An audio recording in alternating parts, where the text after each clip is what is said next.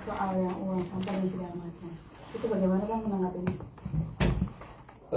Saya kan belum lihat ya apa hasil preskon kuasa hukumnya S ya hari ini. Jadi saya tidak bisa pastikan ya apa yang harus saya sanggah. Tapi kalau bicara mengenai masalah uang, memang itu adalah real ya. Artinya real dalam arti kata itu memang tiap bulan itu Ruben mentransfer uang sebesar itu ke S ya, meskipun sudah tidak ada ikatan perkawinan lagi ya. Kalau misalnya kemudian dikatakan itu kan karena kamu mau mentransfernya, betul, tapi kan itu wujud dan bukti bahwa Ruben itu orangnya tidak ribet ya, dan dia tidak mempermasalahkan ya terkait dengan masalah biaya-biaya yang kemudian ditagihkan atau dibebankan kepada dia ya, sepanjang apa yang menjadi hak-hak Ruben juga harus diperhatikan. Nah, jadi poinnya seperti itu ya. Jadi terakhir di 1 November juga Ruben masih kirim ke Sarwenda gitu ya, ke PS ya, masih dikirim tuh. Ini buktinya nih di 1 November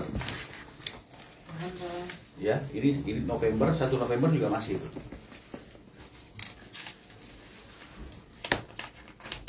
ya, nilainya 188.700.000 ya. Jadi artinya Ruben masih memiliki etikat baik, masih memiliki tanggung jawab untuk segala kebutuhan ya, meskipun mereka sudah tidak terikat lagi dalam ikatan perkawinan. Kalau dikatakan itu untuk anak gitu misalnya, kita tahu lah ya, kita gak usah retorika, kita pasti tahu ya, kita juga punya anak ya, kebutuhan anak umur 4 tahun dan yang masih masih kecil seperti mereka itu berapa sih kebutuhannya ya, berapa kebutuhan pemeliharaan anak, pendidikan itu kita tahu, kita bisa kalkulasi gitu loh. Karena kalau kita bicara mengenai masalah apa yang menjadi tanggung jawab dan kewajiban Ruben, kalau dibilang sudah ada kesepakatan ya, maka kami bisa jelaskan gitu ya. Jadi pada waktu sebelum terjadi gugatan itu kan memang mereka itu berkomunikasi dan mau semuanya dituangkan dalam akta notaris kalau memang nanti terjadi perceraian, karena memang sudah mulai ada tanda-tanda ke arah sana. Nah, coba tanya tuh, notarisnya siapa yang pilih? Kita atau mereka? Draft yang dituliskan dalam perjanjian di notaris ini yang buat siapa? Betul, kita koreksi. Tapi artinya kan kalau kita bicara mengenai masalah niat, itu kan sudah tahu dari mana datangnya niat itu. Ya, kita nggak usah jelaskan. Nah, sekarang kita bicara mengenai masalah, itu memang kebutuhan anak. Oke, ya. Di pasal 1 ayat 4 ya, akta kesepakatan dan perjanjian yang nomor 39 ini saya bacakan ya, jangan saya tunjukkan ya, karena pihak sana kalau salah juga sudah bicara ya tentang ada kesepakatan itu ya. Jadi gak ada salahnya saya bacakan isinya, wujudnya ada di sini ya. Begini kata-katanya: biaya pemeliharaan dan pendidikan anak sampai dengan jenjang pendidikan tinggi atau kuliah menjadi tanggung jawab pihak pertama. Kita garis bawahi, biaya pemeliharaan dan pendidikan anak. Nah, kalau kita mau tahu apa sih biaya pemeliharaan anak, takut nanti kemudian kita menerjemahkannya dengan bahasa yang berbeda, kita bisa cari tuh di Google, di ChatGPT, sehingga akhirnya terjadi suatu definisi yang bersifat general. Apa itu pemeliharaan itu? Ya, kita akan dapat bahwa pemeliharaan itu tidak lebih dari makanan, pakaian, tempat tinggal, sandang, pangan, kan gitu kira-kira, itu pemeliharaan. Pendidikan itu tuh uang sekolah atau segala sesuatu yang berkaitan dengan pendidikan. Nah, sekarang saya tanya, kalau misalnya kemudian ada seperti ini biaya-biaya tiket pesawat ke Malaysia itu misalnya ya, terus kemudian tol bensin, kemudian ada kebersihan plastik sampah, ada uang listrik dibagi 2, nilainya 12,9, ada kartu kredit yang udah dibagi 2, sehingga akhirnya yang dibebankan kepada Ruben 36 juta gitu loh misalnya. Ya, dan ketika Ruben minta breakdownnya nggak dikasih, tapi Ruben berpikir ya udahlah nggak apa-apa, kan nggak dipersoalkan, buktinya sampai November juga masih diserahkan. Tapi kalau dibilang itu tanggung jawab pemeliharaan anak, aduh, kita semua punya anak lah rata-rata itu ya, kita bisa hitung berapa sih biaya kebutuhan seorang anak yang masih kecil untuk makan, pangan dan semuanya termasuk pendidikannya, ya. Jadi kita janganlah berretorika di hal-hal yang seperti itu, ya. Kalau mengenai masalah misalnya ini reimburse segala macam ya, yang bilang S nggak punya uang siapa? Nggak ada, kita nggak pernah bilang dia nggak punya uang. Kita hanya menyampaikan bahwa setiap tanggal 1 dari mulai September, ya setelah terjadi perceraian sampai kemarin itu kita masih per tanggal 1 dan nggak pernah terlambat itu untuk WA-nya gitu loh, ya. Nih November belum bayar. Ya, karena dibilang November belum bayar, ya kita bayarin. Bukti transfernya ada. Bayarin. Gitu. Jadi bukan omong-omong. Nah, kita tidak mempersoalkan juga masalah hal ini. Yang kita mau garis bawahi highlight itu adalah klien kami itu tidak pernah ribet untuk hal-hal yang seperti ini. Ya, walaupun sudah nggak ada ikatan, walaupun ada hal-hal yang sebenarnya itu tidak dapat dikategorikan sebagai pemeliharaan dan pendidikan anak, tapi tetap ditanggung jawabi, ya janganlah dia dipersulit untuk bertemu dengan anaknya. Itu yang perlu kami garis bawahi, ya. Asuransi, ya.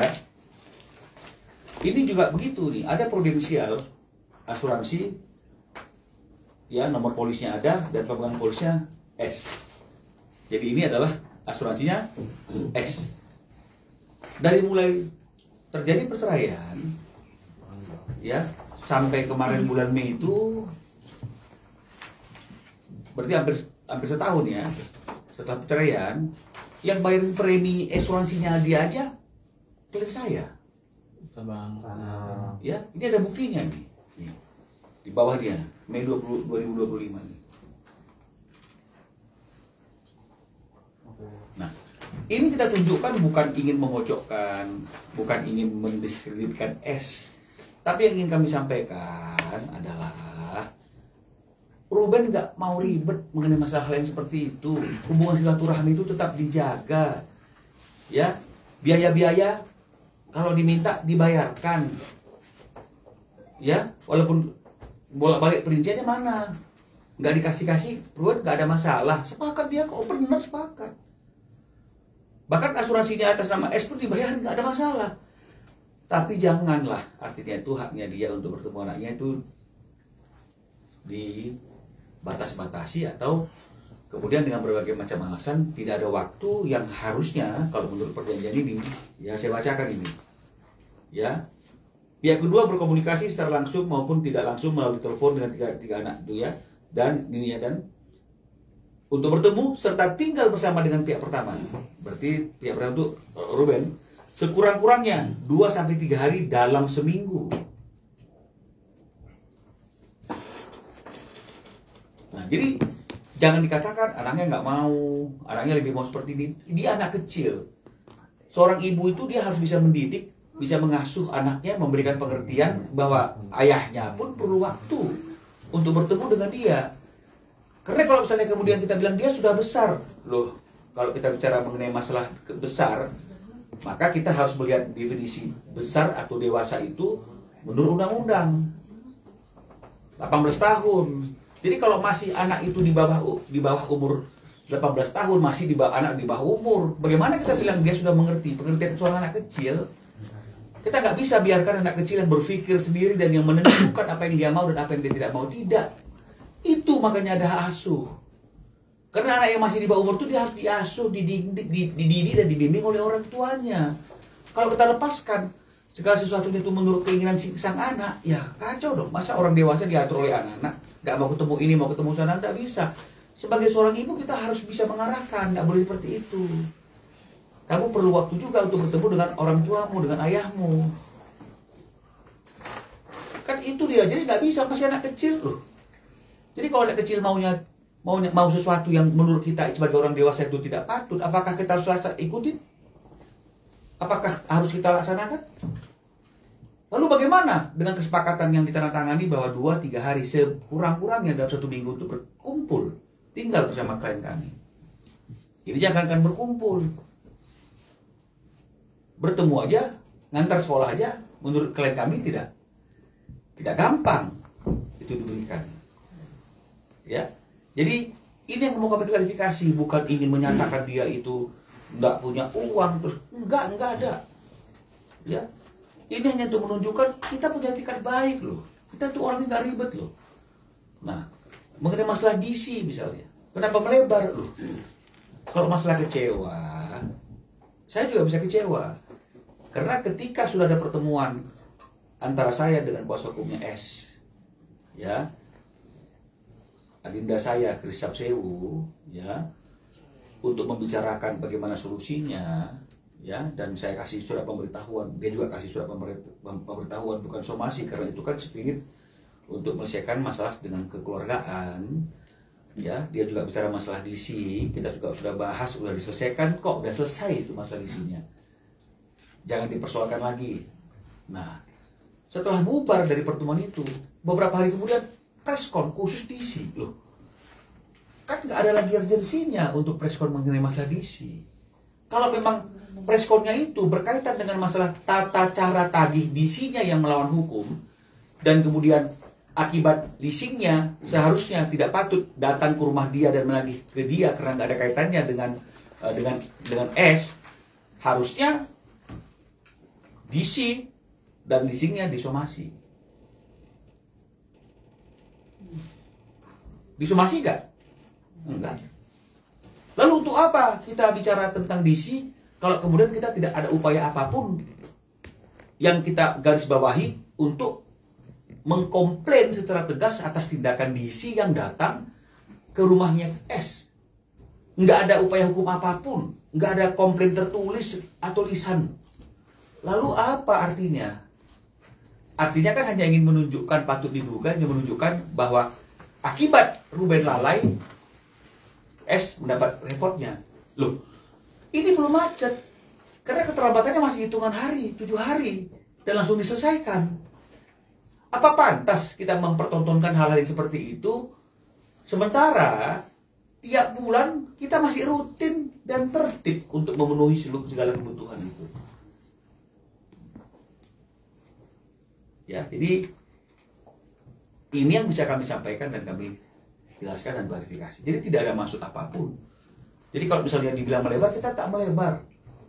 Kita hanya mengatakan mana sih yang lebih penting, hak seorang ayah untuk ketemu anaknya, atau seorang DC yang datang tidak pada waktunya dan tidak pada tempatnya.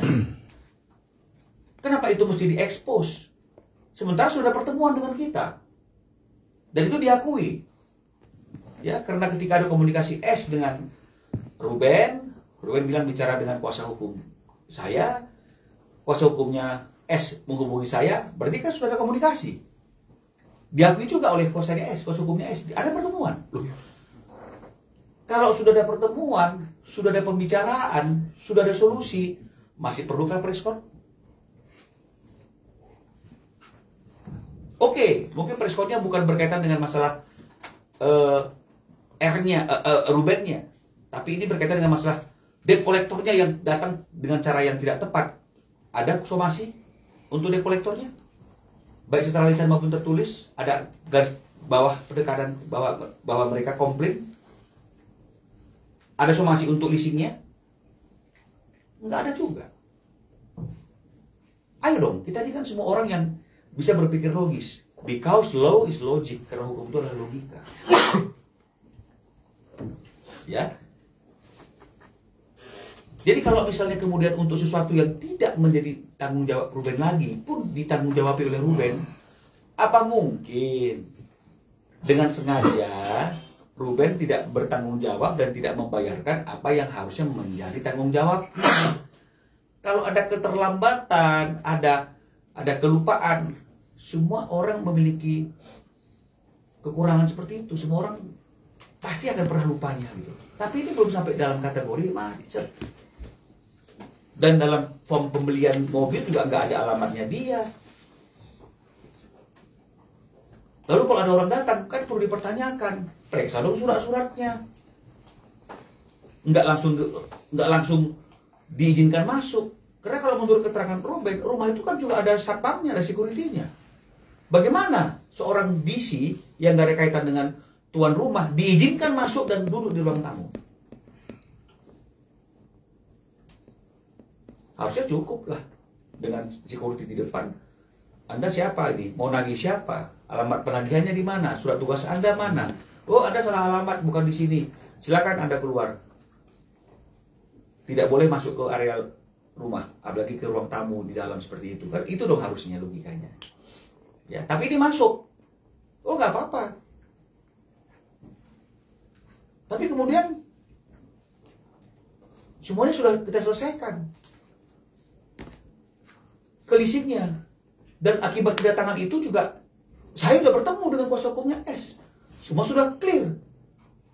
Kalau tadi misalnya saya tidak mau bertemu, saya tidak mau berkomunikasi, saya tidak mau berdiskusi terkait dengan masalah kedatangan DC dan lain-lain, wajar lah kalau kemudian mereka preskon. Ini enggak, setelah ketemu kok preskonnya. Tapi saya nggak bilang saya kecewa, saya memaklumi. Oh, memang ya nggak ada masalah. Lalu kalau misalnya kemudian, kecewa, saya kok dibuka ke masalah ini. Loh, ini bukan untuk melebar, ini untuk membuktikan kalau tanggung jawab yang sebesar ini aja dia tidak pernah lalai, yang seharusnya juga nggak harus ditanggung jawabi, dan itu juga dinyatakan oleh kuasa hukum S. Nggak perlu kok dia nggak mau. Untuk yang nggak perlu aja dia tanggung jawabi seluruhnya, apa mungkin untuk hal-hal yang menjadi tanggung jawabnya tidak dilakukan? Jadi ini kan mungkin harusnya dipahami, mungkin ada kelalaian. Diluruskan, bukan kemudian jadikan berita. Ya, itu yang kami dapat sampaikan dan klarifikasi mengenai masalah hal-hal yang berkaitan dengan materi DC, materi pembiayaan. Ya. Mungkin ada yang bertanya lagi. Bang, terkait isi, Bang. Tadi kuasa hukumnya si S ini mengatakan kalau anak-anaknya Ruben sendiri pernah coba untuk voice note, telepon, tapi tidak ada respon sama sekali. Mungkin bagaimana? Oke, jadi begini ya. Ada bukti sebenarnya. Ya, artinya saya sudah diinfo oleh Ruben dan bisa kami buktikan sejak lama ya. Ruben itu sudah chat S dan mengatakan bahwa nomor teleponnya itu ganti, ya, dan inilah nomor telepon saya yang sekarang. Begitulah kira-kira intinya. Berarti kan sudah ada pemberitahuan.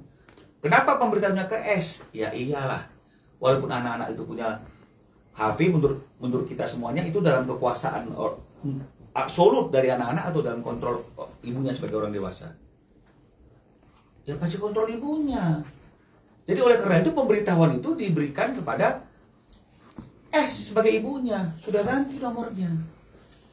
Jadi kalau misalnya kemudian anak-anak itu dibiarkan terus menghubungi nomor yang lama, ya nggak nyambung. Lalu kalau kemudian itu di framing, dia nggak balas-balas, nggak angkat-angkat. Loh kan sudah dikasih tahu nomornya berubah. Dikasih tahu nggak ke anak-anak? Tapi S-nya sendiri tetap masih bisa berkomunikasi dengan R-nya. Nah, baru kemudian kemarin itu dikirim, baru bisa berkomunikasi. Nah, pertanyaannya seperti itu, nggak bisa dijawab ya. Teleponnya ke nomor yang mana? Ya, itu yang bisa kami jelaskan. Ada yang lain? Bang, soal DC itu kan tidak terlepas dari langkah dari pihak leasing yang menurunkan DC, yang kalau menurut abang di preskon sebelumnya itu kan tidak tepat karena baru hari tapi mereka sudah menerjunkan DC begitu. Apa abang udah komunikasi dan keberatan gitu kepada pihak leasingnya bang untuk mungkin somasi atau apa gitu bang? Apa yang membuat kami harus keberatan? Apa yang membuat kami harus somasi? Penagihan itu bang Loh, maksudnya. Penagihannya kan nggak ada kepada kami. Artinya kalau memang misalnya leasingnya tahu bahwa yang berkewajiban itu adalah Ruben, alamatnya juga alamat Ruben, nomor teleponnya juga nomor telepon Ruben, nggak ada sama sekali kaitannya dengan S, apalagi mereka itu sudah berpisah pada waktu ini dilakukan. Lalu apa masalahnya? Salahnya siapa?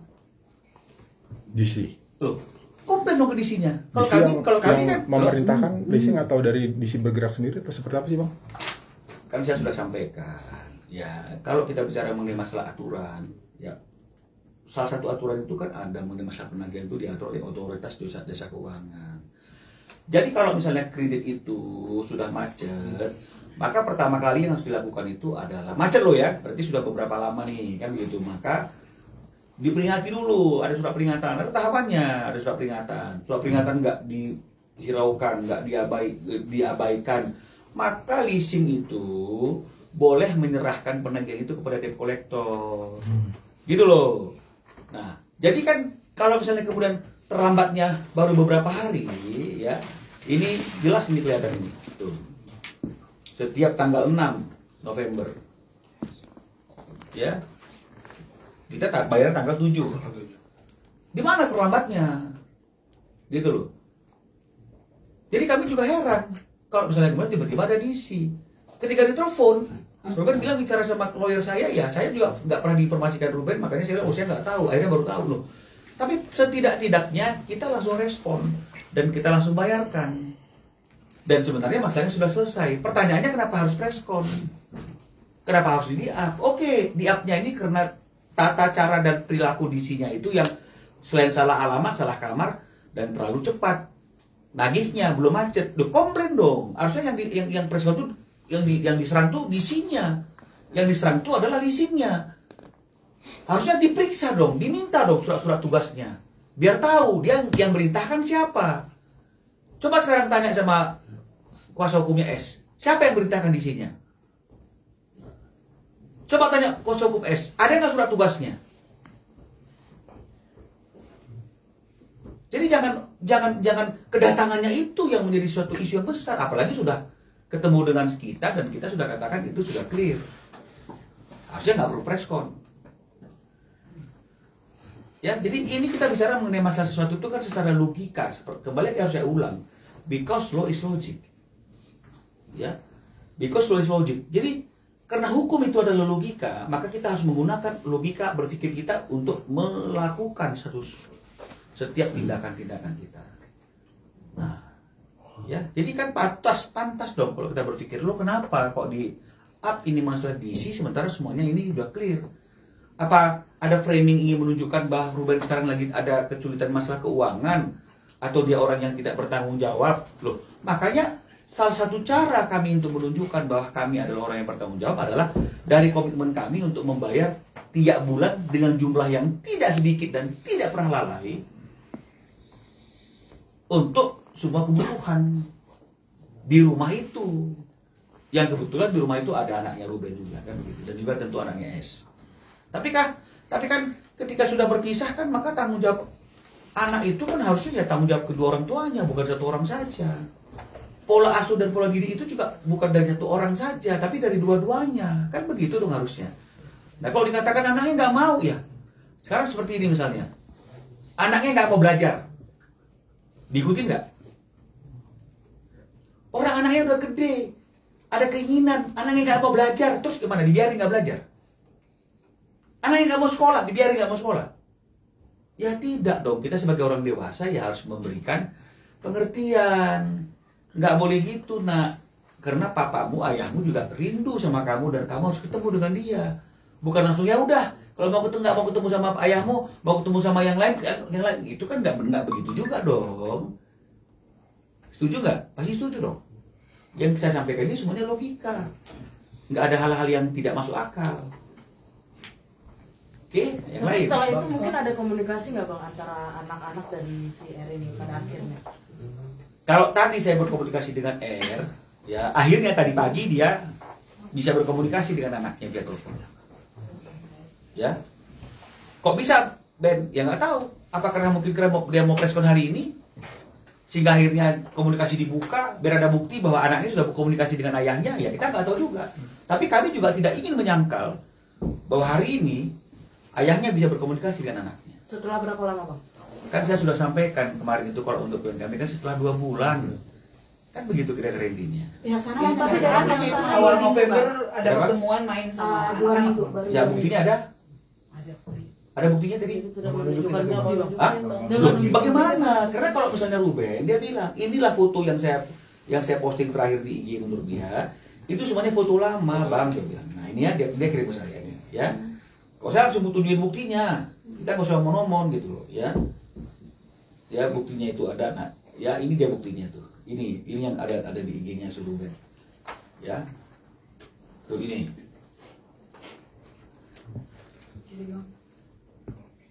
Ya. Oke. Nah, di sini bisa kita lihat. Kita bisa lihat tuh. Nih. Tanggal dan jamnya 28 Juni jam 17.13. Jadi kalau misalnya kemudian foto itu di uploadnya sekarang, di postingnya sekarang, seolah-olah itu adalah kejadian hari ini, tapi aslinya foto itu diambil kapan? Kelihatan kan? 28 Juni jam 17.13. Sekarang udah bulan apa? November. Hitung aja. Gitu loh. Jadi artinya kan nggak mungkin kan Ruben itu mempersoalkan sesuatu yang sebenarnya nggak perlu dipersoalkan. Kalau selama ini dia diberikan hak untuk ketemu sama anak-anaknya, dia nggak pernah ribut juga. Dia juga nggak pernah up bahwa dia tetap sebagai ayah yang baik, memberikan biaya yang sedemikian besar. Dia juga nggak ribut kok. Nggak ada orang yang tahu. Kan begitu. Ketika dia nggak dikasih haknya pun, atau dibatas-batasi haknya untuk ketemu sama anaknya, apakah Ruben preskon? Apakah ketika kami memberikan surat pemberitahuan kepada S untuk mengingatkan dia bahwa dia sudah berjanji dan berkomitmen untuk memberikan waktu sekurang-kurangnya 2-3 hari dalam 1 minggu, dan ketika itu tidak dilaksanakan, dan oleh karena itu kami kirim surat pemberitahuan, apakah kami preskon? Enggak. Loh, kenapa kemudian kami menggunakan hak jawab kami? Karena pihak sana preskon terkait masalah DC yang sebenarnya juga sudah selesai. Kan begitu. Jadi jangan dipersoalkan, wah ini nggak ketemu loh. Sebenarnya dari kemarin itu kan kita sudah menanyakan kenapa kok anaknya nggak diizinkan ketemu sama Ruben. Makanya kita bikin surat. Suratnya juga tertutup. Kita kasih langsung sama kuasa hukumnya. Enggak kita up. Karena kita rasa ini masalah personal. Kita juga gak ingin mempermalukan.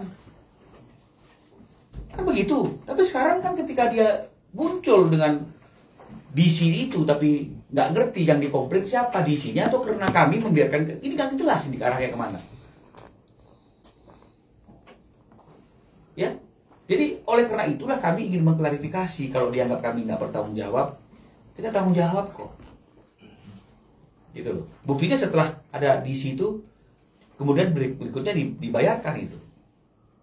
Kalau memang misalnya DC-nya yang salah, ya komplainnya ke DC, jangan preskonnya terkait dengan masalah Ruben punya kewajiban yang dilalaikan.